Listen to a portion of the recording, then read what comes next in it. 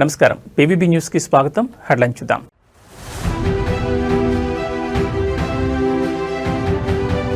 ఊరిబాట పట్టిన నగరం సికింద్రాబాద్ నాంపల్లి ఎంజీబీఎస్ స్టేషన్లు జనసందోహం, హైవేలపై భారీగా నిలిచిపోయిన వాహనాలు.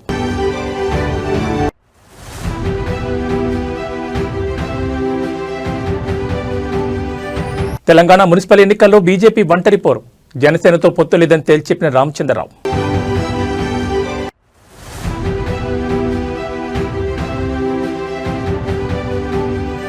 తిరుమలలో తగ్గిన రద్దీ, స్వామివారి సర్వదర్శనానికి 8 గంటల సమయం.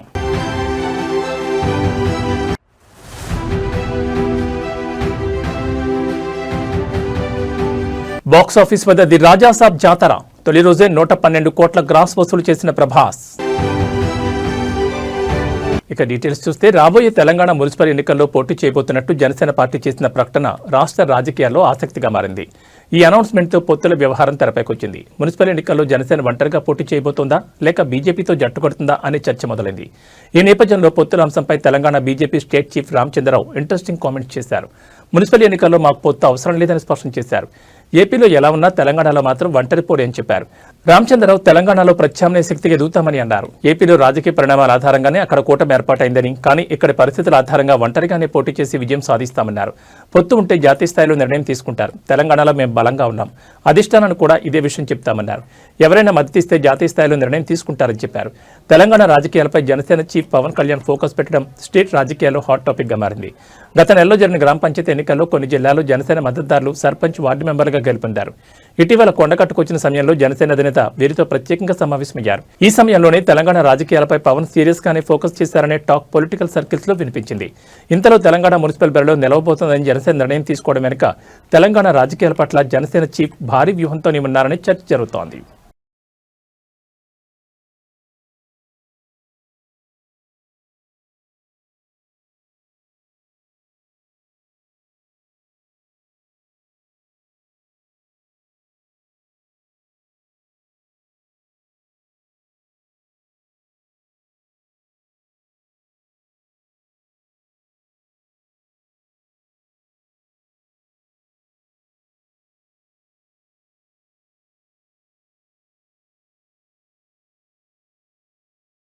ఛత్తీస్గఢ్లో ఇటీవల జరిగిన బస్తర్ ఎన్కౌంటర్ ఘటనపై మావోయిస్టులు సంచలన ప్రకటన విడుదల చేశారు. దక్షిణ బస్తర్ ప్రాంతంలో జనవరి 3న జరిగిన ఎన్కౌంటర్ ఘటనలో తమకు చెందిన 14 మంది సభ్యులు మృతి చెందినట్లు భారత కమ్యూనిస్ట్ పార్టీ దక్షిణ బస్తర్ డివిజన్ కమిటీ ఒక పత్రికా ప్రకటనలో ఆరోపించింది.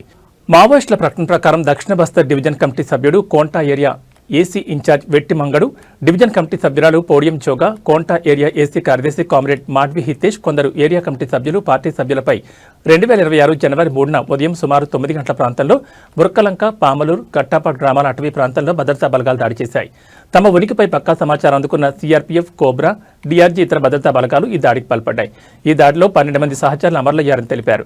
అదే రోజు అర్ధరాత్రి సుమారు 2 గంటల ప్రాంతంలో బాసాగూడ పోలీస్ స్టేషన్ పరిధిలోని గంగన్పాట్ గ్రామంలో సమాచారం ఆధారంగా పామేడ్ ఏరియా కమిటీ సభ్యుడు మట్కం హంగాదాదా, ఆయనతో పాటు ఉన్న ఆయతేను పోలీసులు పట్టుకున్నారని, వారిని అత్యంత క్రూరంగా హింసించి బోట్కపై ఎన్కౌంటర్ చేసి చంపేశారని ఆరోపించారు. ఈ ఘటనపై జిల్లా పోలీసు అధికారులు మాత్రం అధికారికంగా 2 నక్సలైట్లు మాత్రమే మృతి చెందినట్లు ప్రకటించినట్లు మావోయిస్ట్ ప్రకటనలో పేర్కొన్నారు. కానీ దక్షిణ బస్తర్ డివిజన్ కమిటీ ఈ ఘటనను బోట్కప్ ఎన్కౌంటర్ అని ఖండిస్తోంది.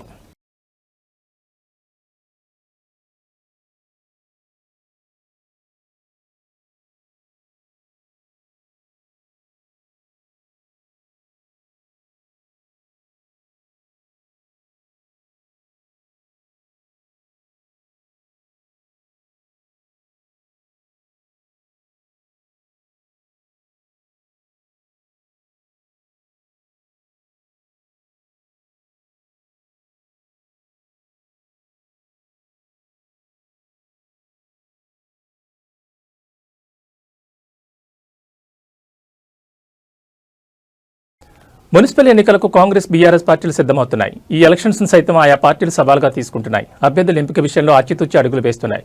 గెలుపు గుర్రాలకి టికెట్లు ఇవ్వాలని నిర్ణయించాయి. ఇందులో భాగంగా వార్డులు, డివిజన్లలో సర్వేలు చేయించి క్యాండిడేట్లను ఫైనల్ చేయాలని అనుకున్నాయి.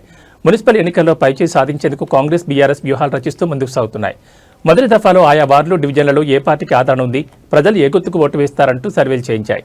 దీన్ని బట్టి వార్డులో తమ పార్టీకి ఉన్న ఆదరణ ఎంత అన్న క్లారిటీకి రానున్నాయి. తాము అక్కడ ఏ మేరకు ప్రభావం చూపుతాం, గెలుపు అవకాశాలు ఏ విధంగా ఉన్నాయి, మేయర్ చైర్మన్ స్థానాన్ని కైవసం చేసుకునే అవకాశం ఉందా లేదా అనే విషయంలో క్లారిటీకి రానున్నాయి. ఇప్పటివరకు మున్సిపల్ ఎన్నికలకు సంబంధించిన రిజర్వేషన్లు ఖరారు చేయలేదు. రిజర్వేషన్లు వచ్చాక వార్డుల వారీగా కాంగ్రెస్, బీఆర్ఎస్ పార్టీలు మరోసారి సర్వే చేయించనున్నాయి. ఏ సామాజిక వర్గానికి సీట్ రిజర్వ్ అయింది అనే కోణంలో ఒక్కో పార్టీ నుంచి 3 లేదా 5 క్యాండిడేట్ల పేరుతో సర్వే చేయించాలని నిర్ణయించాయి. ఇందులో ఎవరికి అనుకూలంగా ఫలితాలు వస్తే వారికి టికెట్ ఇవ్వాలని అనుకున్నాయి. తమకు గెలుపు గుర్రాలే ముఖ్యమని, సీనియారిటీ డబ్బులు ఉన్నాయా లేవా అనే దాన్ని పట్టించుకోకుండా గెలుపు అవకాశాలే ప్రామాణికంగా తీసుకుని ముందుకెళ్లాలని నిర్ణయించాయి. మున్సిపల్ ఎన్నికల్లో ఎలాగైనా ఏకపక్షంగా ఫలితాలు సాధించాలనే ఉద్దేశంతో ఒక్కో వార్డు డివిజన్ నుంచి 5 పేర్లు ఇవ్వాలని కాంగ్రెస్ పార్టీ తమ ఎమ్మెల్యేలు, ఇన్ఛార్జీలకు సూచించింది. తమకిష్టం వచ్చిన వారికి టికెట్లు ఇవ్వకుండా గెలుపు గుర్రాలే ప్రామాణికంగా పేర్లు ఇవ్వాలని ఆదేశించింది. సర్వే చేయించి గెలిచే వారి పేర్లను పీసీసీ స్థాయిలో కాకుండా స్థానిక ఎమ్మెల్యే లేదా ఇన్ఛార్జ్ ద్వారానే ప్రకటించామన్నారు. దీని ద్వారా అభ్యర్థులు వారికే విధేయులుగా ఉంటారని, పీసీసీ ప్రకటిస్తే భవిష్యత్తులో స్థానికంగా ఇబ్బందులు ఎదురవుతాయనే ఉద్దేశంతో కాంగ్రెస్ అధిష్టానం ఈ నిర్ణయం తీసుకున్నట్టు తెలుస్తోంది. మున్సిపల్ ఎన్నికల్లో తమ క్యాండిడేట్లను సర్వేల ద్వారా ఎంపిక చేయాలని బీఆర్ఎస్ పార్టీ సైతం నిర్ణయం తీసుకుంది.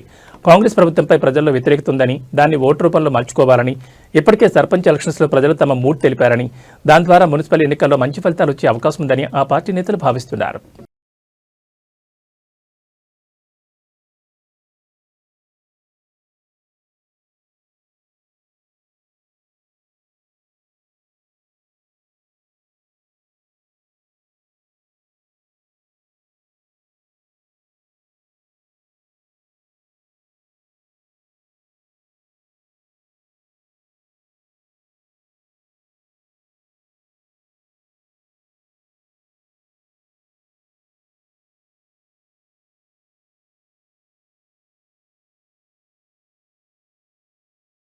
సంక్రాంతి పండుగ సందర్భంగా హైదరాబాద్ నుంచి ఏపీ, తెలంగాణకు పెద్ద ఎత్తున ప్రజలు క్యూ కడుతున్నారు. ఏపీలో సంక్రాంతి అంటేనే అతిపెద్ద పండుగ. పండగకు హైదరాబాద్ ఖాళీ అవుతుందనే విధంగా జనం ఊరిబాటు పడతారు. నగరంలోని ప్రధాన రైల్వే స్టేషన్లైన సికింద్రాబాద్, హైదరాబాద్, కాచిగూడ, చర్లపల్లి కిటకిటలాడుతున్నాయి. ఇప్పటికే రైళ్లలో బెత్తలన్నీ నిండిపోయాయి. ఏ రైలు చూసినా రిజర్వేషన్ చేద్దామంటే రిగ్రెట్ కనిపిస్తోంది. ఎంజీబీఎస్, జేబీఎస్లలో బస్టాండ్లలో రద్దీ పెరిగింది. దిల్సుఖ్ నగర్, ఎల్బీ నగర్, ఉప్పల్, తార్నాక్ జంక్షన్లు సందడిగా మారాయి. పండుగ రద్దీ దృష్ట్యా టీజీఎస్ ఆర్టీసీ 6,432 స్పెషల్ బస్సులు నడిపిస్తోంది. ఆంధ్రప్రదేశ్కు 1000 బస్సులను, మిగతా వాటిని తెలంగాణ రాష్ట్రాల్లోని పలు జిల్లాలకు నడిపిస్తోంది. ఏపీ, తెలంగాణ ఆర్టీసీ ప్రత్యేక బస్సులు నడుపుతున్నా వాటిలోనూ సీట్లు సరిపోయే పరిస్థితి లేకుండా పోయింది. ఈ బస్సులకు స్పెషల్ పేరుతో రెట్టింపు ఛార్జీలు వసూలు చేస్తున్నా సీట్లు దొరకడం లేదని ప్రయాణికులు అంటున్నారు. ప్రైవేట్ ట్రావెల్స్ సైతం ఛార్జీలు భారీగా పెంచేసి సీట్లు బ్లాక్ చేసి దందా చేస్తున్నా అవి నిమిషాల్లో అయిపోతున్నాయి. కార్లున్న వాళ్ళంతా హైవే ఎక్కి ఊరిబాటు పడుతున్నారు. మరికొందరైతే బైక్స్ పైన విజయవాడ, కాకినాడ, రాజమండ్రి వంటి వాళ్లకు వెళుతున్నారు. రైళ్లలో సీట్లు దొరక్క సొంత వాహనాలు రోడ్లపైకి రావడంతో హైదరాబాద్, విజయవాడ జాతీయ రహదారిపై భారీగా ట్రాఫిక్ ఏర్పడింది. చౌటుప్పల్, పతంగి టోల్ ప్లాజాల వద్ద వాహనాలు కిలోమీటర్ల మేర బారులు తీరాయి. ట్రాఫిక్ నియంత్రించేందుకు పోలీసులు డ్రోన్ కెమెరాలతో నిఘా పెట్టి పరిస్థితిని పర్యవేక్షిస్తున్నారు. ఎక్కడైనా అవాంతరాలు తలెత్తే వెంటనే చర్యలు తీసుకుంటున్నారు. తెలంగాణ ప్రభుత్వం సంక్రాంతి పండుగ సందర్భంగా హైదరాబాద్, విజయవాడ జాతీయ రహదారిపై టోల్ మినహాయింపు ఇవ్వాలని కేంద్ర ప్రభుత్వాన్ని కోరుతూ లేఖ రాసింది. పండుగ రోజుల్లో విపరీతంగా రద్దీ ఉంటుంది కనుక జనవరి 9 నుంచి 18 వరకు టోల్ ఫ్రీగా ప్రకటించాలని మంత్రి కోమటిరెడ్డి వెంకటరెడ్డి కేంద్ర మంత్రి నితిన్ గడ్కరీని కోరారు. తెలంగాణ విజ్ఞప్తిని కేంద్ర మంత్రి గడ్కరీ అంగీకరించలేదు. జాతీయ రహదారులపై ఉచిత టోల్కు అనుమతి ఇవ్వలేమని చెప్పారు.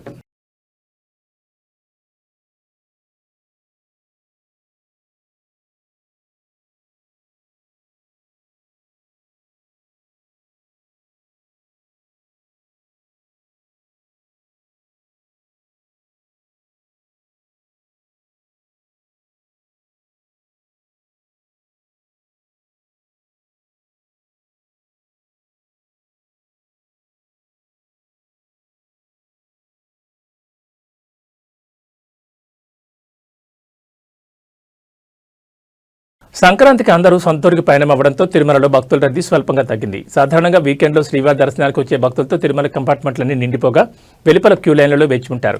కానీ సంక్రాంతి సీజన్లో భక్తుల రాక తగ్గింది. ఆదివారం ఉదయానికి స్వామివారి దర్శనార్థం 8 కంపార్ట్మెంట్లలో భక్తులు వేచి ఉన్నారు. టోకెన్లు లేకుండా కొత్తగా భక్తులకు శ్రీవారి దర్శనానికి 8 గంటల సమయం పడుతుందని టీటీడీ తెలిపింది. ఇప్పటికే క్యూ లైన్లలో ఉన్న భక్తులకు 5 గంటల్లో స్వామివారి దర్శనం అవుతుందని పేర్కొంది. అలాగే సర్వదర్శనం టోకెన్లు ఉన్న భక్తులకు 3 నుంచి 5 గంటల్లో దర్శనం అవుతుందని పేర్కొంది. 300 ప్రత్యేక ప్రవేశ దర్శనానికి సుమారు 3 నుంచి 4 గంటల సమయం పడుతుందని వెల్లడించింది. నిన్న వెంకటేశ్వర స్వామివారిని 76,820 మంది భక్తులు దర్శించుకోగా 24,368 మంది భక్తులు స్వామివారికి తల్లెలాలు మొక్కులు చెల్లించుకున్నారు. స్వామివారి ఉండి ఆదాయం 3.77 కోట్లు వచ్చినట్లు టీటీడీ వెల్లడించింది.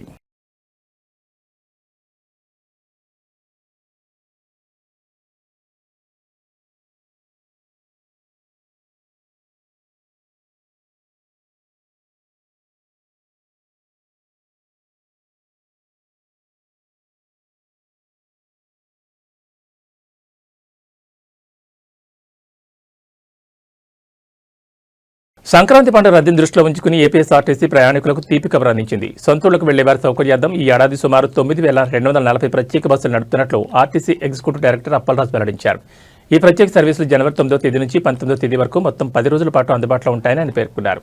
ముఖ్యంగా పొరుగు రాష్ట్రాలైన తెలంగాణ, కర్ణాటక, తమిళనాడు నుంచి ఆంధ్రప్రదేశ్లోని వివిధ ప్రాంతాలు ప్రయాణించే వారి కోసం భారీ ఏర్పాట్లు చేశామని పేర్కొన్నారు. హైదరాబాద్, బెంగళూరు, చెన్నై వంటి మహానగరాల నుంచి ఈ బస్సులు నిరంతరం నడుస్తాయని స్పష్టం చేశారు. రాష్ట్ర వ్యాప్తంగా విజయవాడ, విశాఖపట్నం, తిరుపతి వంటి ప్రధాన పట్టణాల నుంచి కూడా ఇతర ప్రాంతాలకు ఈ ప్రత్యేక సర్వీసులు అనుసంధానం చేస్తున్నట్లు ఆయన వివరించారు. పండగ వేళ ప్రయాణికులకు ఎలాంటి ఇబ్బందులు కలగకుండా ముందస్తు ప్రణాళికతో వ్యవహరిస్తున్నట్లు అప్పలరాజు తెలిపారు. ఈ 9,200కు పైగా బస్సుల నిర్వహణ ద్వారా లక్షలాది మంది ప్రయాణికులు సురక్షితంగా తమ గమ్యస్థానాలకు చేరుకుంటారని ఆర్టీసీ యంత్రాంగం ధీమా వ్యక్తం చేస్తోంది.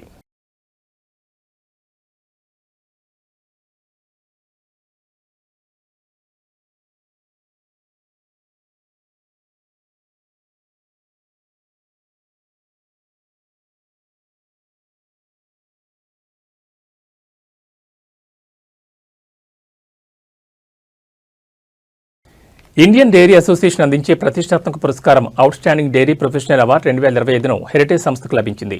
ఈ సందర్భంగా హెరిటేజ్ సీఎండీ, ఏపీ సీఎం సతీమణి నారా భువనేశ్వర్కి ఇండియన్ డైరీ అసోసియేషన్ ప్రతినిధులు ఈ అవార్డు అందజేశారు. పాడి రైతుల సాధికారత, డైరీ ఎకోసిస్టమ్ అభివృద్ధికి చేసిన కృషికి గాను ఈ అవార్డును ప్రదానం చేశారు. రైతుల సహకారం, హెరిటేజ్ బృందం కృషితోనే అవార్డు వచ్చిందని ఈ సందర్భంగా భువనేశ్వర్ వెల్లడించారు. సీఎం చంద్రబాబు, మంత్రి లోకేష్ హర్షం వ్యక్తం చేశారు. నారా భువనేశ్వర్ ఈ అవార్డు అందుకోవడంపై పలు ప్రముఖులు ఆమెకు శుభాకాంక్షలు తెలిపారు. ఈ సందర్భంగా ముఖ్యమంత్రి చంద్రబాబు నాయుడు, ఏపీ మంత్రి నారా లోకేష్ తదితరులు విశేష చెప్పారు. కంగ్రాట్స్ అమ్మ అంటూ నారా లోకేష్ ట్వీట్ చేశారు. అలాగే ఏపీ సీఎం ట్వీట్ చేస్తూ పాడి రైతుల సంక్షేమం, మహిళా సాధికారత కోసం ఆమె చేస్తున్న కృషి ఎంతో స్ఫూర్తిదాయకమని కొనియాడారు.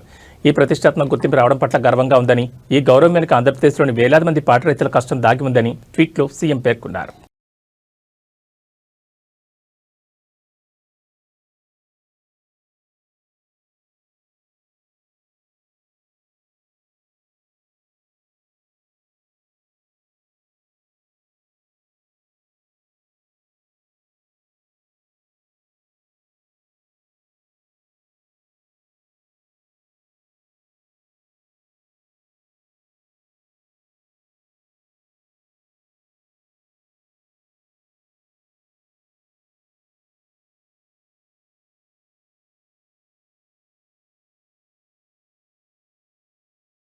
నైరుతి బంగాళాఖాతంలో కొనసాగుతున్న తీవ్ర వాయుగుండం ప్రభావంతో ఆంధ్రప్రదేశ్లోని పలు జిల్లాల్లో వర్షాలు కురిసే అవకాశం ఉందని వాతావరణ శాఖ హెచ్చరించింది. ఈ వాయుగుండం ప్రస్తుతం శ్రీలంక తీరాన్ని దాటి పశ్చిమ దిశగా కదులుతోందని పేర్కొంది. దీని అనుబంధ ప్రభావం వల్ల రాష్ట్రంలోని దక్షిణ కోస్తా, రాయలసీమ జిల్లాల్లో వాతావరణం వేగంగా మారుతోంది. ముఖ్యంగా రేపు, ఎల్లుండి దక్షిణ కోస్తా, రాయలసీమ ప్రాంతాల్లోని పలు చోట్ల తేలికపాటి నుంచి మోస్తరు వర్షాలు కురిసే అవకాశం ఉందని అమరావతి వాతావరణ కేంద్రం వెల్లడించింది. నెల్లూరు, ప్రకాశం, బాపట్ల, పల్నాడు జిల్లాలో ఆకాశం మేఘావృతమై ఉంటుందని తెలిపింది. అక్కడక్కడ జల్లులు పడతాయని అధికారులు అంచనా వేస్తున్నారు. పండగకు ముందు వస్తున్న ఈ మార్పులతో రైతులు తమ కోతకొచ్చిన పంటలను కాపాడుకోవాలని సూచిస్తున్నారు. మరోవైపు ఈ వాయుగుండం ప్రభావం సంక్రాంతి పండుగ సంబరాలపై కూడా పడే అవకాశం కనిపిస్తోంది. సాధారణంగా సంక్రాంతి సమయంలో చలి తీవ్రత ఎక్కువగా ఉంటుంది. కానీ ప్రస్తుతం కురుస్తున్న అకాల వర్షాల వల్ల పండగ వాతావరణం కొంత మందగించే అవకాశం ఉంది.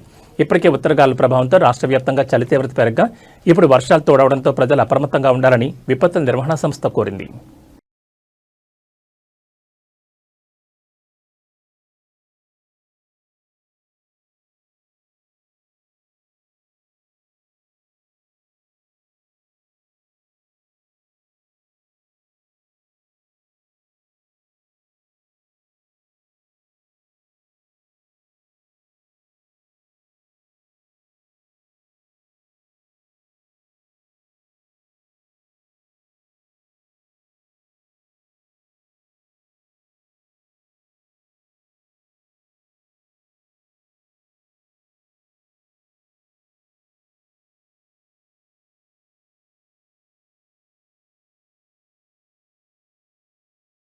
పాన్ ఇండియా స్టార్ ప్రభాస్ మరోసారి తన సత్తా ఏంటో చాటి చెప్పాడు. మారుతి దర్శకత్వంలో తెరకెక్కిన romantic horror comedy the Raja సాబ్కు నెగిటివ్ రివ్యూలు వచ్చినప్పటికీ తొలి రోజు బాక్సాఫీస్ను షేక్ చేసింది.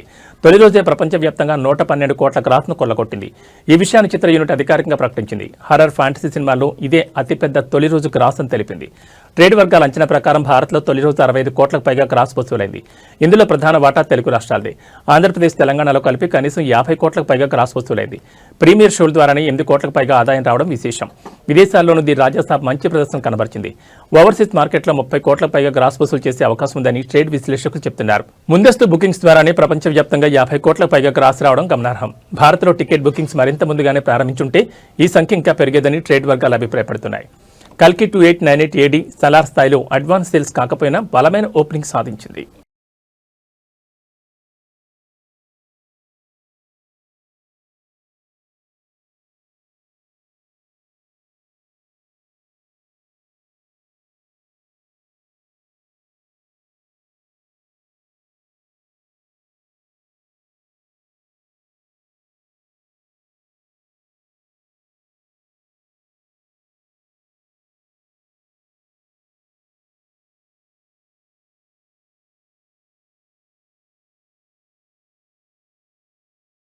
అమెరికా ఖాతాల్లో ఉన్న వెనిజులా చమురు విక్రయాల ఆదాయంపై అధ్యక్షుడు డొనాల్డ్ ట్రంప్ శనివారం కీలక ఎగ్జిక్యూటివ్ ఆర్డర్ జారీ చేశారు. ఈ నిధులు ఎలాంటి న్యాయపరమైన జప్తులకు గురికాకుండా చూసేందుకు నేషనల్ ఎమర్జెన్సీని ప్రకటించినట్లు వైట్ హౌస్ ఒక ప్రకటనలో తెలిపింది.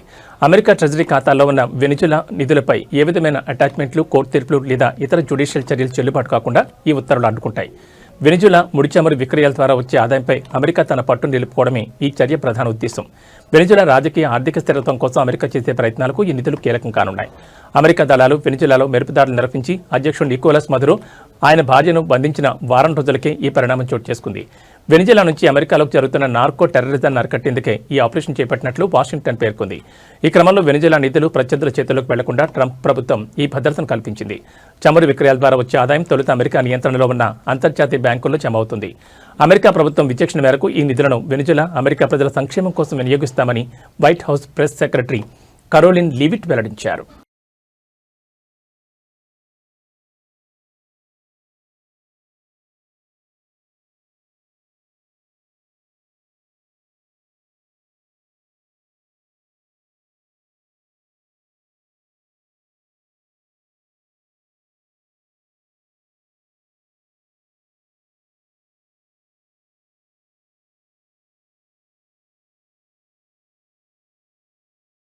సదాశివపేటలో శనివారం TPCC working president Jaggareddy, TGIIC chairman Nirmala Jaggareddy సిద్దాపూర్లో ఇండ స్థలాల పరిశీలన చేశారు. ఈ సందర్భంగా జగ్గారెడ్డి మాట్లాడుతూ 2013లో ఉమ్మడి రాష్ట్రంలో కిరణ్ కుమార్ రెడ్డి హయాంలో సదాశివపేట పట్టణంలో ఇళ్ల స్థలాలు లేకుండా కిరాయి ఇళ్లలో ఉన్న పేదలకు 182 ఎకరాల్లో ఇళ్ల స్థలాలు ఇచ్చామన్నారు. రైతుల నుంచి 3 లక్షల వరకు ఎకరాకు చొప్పున కొని భూమి ఇచ్చిన 222 మంది రైతులకు సైతం ఇళ్ల స్థలాలు ఇవ్వడం జరిగిందన్నారు.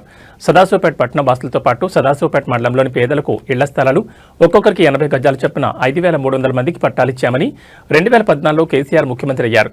సంగారెడ్డిలో టీఆర్ఎస్ను గెలిపించారు. రాష్ట్రంలో అధికారంలో లేదు, నేను ఎమ్మెల్యేగా లేను, పవర్ లేదు, నేను ఇచ్చిన సమయంలోనే కబ్జాలోకి రండి అని చెప్పిన ఎవరూ రాలేదు. టీఆర్ఎస్ హయాంలో ఈ ఫ్లాట్ల వద్దకు పట్టాదారులు వస్తే పోలీసులతో బెదిరించి వెళ్ళగొట్టారు. పవర్ లేకపోవడంతో నేనేం చేయలేకపోయాను. నేను రాజకీయాల్లో ఉంటా, కానీ ఎమ్మెల్యేగా పోటీ చేయను. నేను ఓట్లు అడగను. ముఖ్యమంత్రి రేవంత్ రెడ్డితో ఏడాది క్రితం మాట్లాడా. రెవెన్యూ మంత్రి పొంగులేటి శ్రీనివాసరెడ్డితో కలెక్టర్తో మాట్లాడిన నెల రోజుల కిందట కలెక్టర్తో సమావేశమయ్యాను. ఈ 10 సంవత్సరాలు టీఆర్ఎస్ హయాంలో మీకు ఫ్లాట్ల కోసం ఇచ్చిన భూమి 180 ఎకరాలు, 52 ఎకరాలు డబుల్ బెడ్రూమ్లకు మీ సదాశివపేట లేటర్ ఇచ్చారు. 50 ఎకరాల్లో కట్టిన డబుల్ బెడ్రూమ్లలో కేవలం 320 మందికి ఇచ్చారు. 80 గజాలు చొప్పున 50 ఎకరాల్లో 2011 మందికి ఇవ్వచ్చు. అదే జాగాలో 50 ఎకరాల్లో 320 మందికి ఇచ్చారు. మీ సదాశివపేట లీడర్. మీ ఊరు లీడర్కు హరీష్ రావుకు తెలియలేదు. 10 ఎకరాల్లో మైనార్టీ కాలేజ్, 10 ఎకరాల్లో గ్రౌండ్, 10 ఎకరాలు ఖాళీగా ఉంది. 5,300 మందికి సర్టిఫికెట్లున్నాయి. మీ ఊరు లీడర్ హరీష్ రావును కలిసి చేసిన తప్పిదానికి 180 ఎకరాలకు ఇప్పుడు 88 ఎకరాలు మిగిలిందన్నారు. ఉన్న 88 ఎకరాల్లో స్కూలుకు, దవాఖానాకు, 3 మతాల ఆలయాలకు జాగా పోను 36 ఎకరాలు మిగిలింది. 36 ఎకరాల్లో 2011 మందికి 80 గజాలు చొప్పున వస్తుంది. 2011 మందికి ఇక్కడ భర్తీ చేస్తే అవకాశం ఉంది. కేవలం సదాశివపేట పట్టణానికి చెందిన వారికి మాత్రమే ఇస్తామన్నారు. ఇంకా మిగిలిన వారికి ఇళ్ల స్థలాలు కావాలంటే 100 ఎకరాలు కావాలి. వ్యవసాయం చేయని, పంటలు పండని బీడి భూమి చూడమని అధికారులకు, నాయకులకు చెప్పడం జరిగిందన్నారు. గతంలో సర్టిఫికెట్ ఉన్న వారికి, ఇంటి స్థలం ఉన్న వారికి ఫస్ట్ ప్రయారిటీ, ఆ తర్వాత మిగతా వారికి ఇస్తామన్నారు.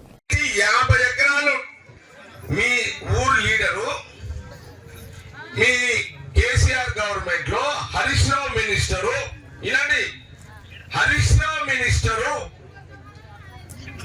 పోలీసులని వండబెట్టి కూసనబెట్టి, పోలీసులని ఇక్కడ వండబెట్టి, ఇక్కడ కూసనబెట్టి, వాళ్ళకు లాఠీలు ఇచ్చి, వాళ్ళకు తుపాకీలు ఇచ్చి